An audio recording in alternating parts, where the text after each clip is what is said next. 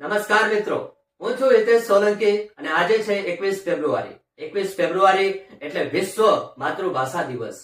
માતૃભાષા એ કોઈ માત્ર ભાષા નથી.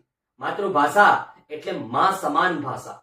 માતા પાસેથી મળેલી ભાષા એટલે માતૃભાષા. જે ભાષામાં આપણે હાલરડા સાંભળ્યા છે એ ભાષા એટલે માતૃભાષા. માતૃભાષા વિશે વાત કરીએ તો કવિ નર્મદે કીધું છે કે ગજગજ ફૂલે છાતી મારી, જ્યાં હું અને મારી ભાષા બંને ગુજરાતી.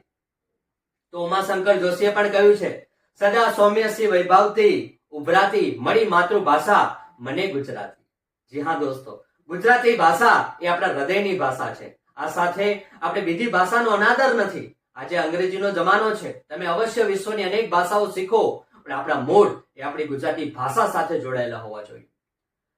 આજના સમયમાં આપણે એટલું તો વચન પાડીએ કે મને ગુજરાતી બોલતા, લખતા અને વાંચતા તો આવડવું જ જોઈએ. આ સાથે આપણા ગુજરાતીમાં લખાયેલા સાહિત્યો, કવિતાઓ, ભજનો અને ગીતોએ આપણા જીવનની અંદર અનેક નવચેતનાની જાગૃતિ કરી છે. સમાજમાં થઈ ગયેલા આપણા આદિ કવિઓ, કવિ નર્મદથી માંડી ઉમાશંકર જોશી, દલપતરામ દવે વગેરે આપણી ગુજરાતી ભાષાને અમર બનાવી છે. આજથી આપણે સૌ ગુજરાતીમાં બોલીશું, લખીશું અને લલકારીશું પણ. આપ સૌને મારા જય જય ગરવી ગુજરાત. આભાર. આપ સૌ મિત્રો પણ કોમેન્ટમાં જરૂરથી જય જય ગરવી ગુજરાત લખજો.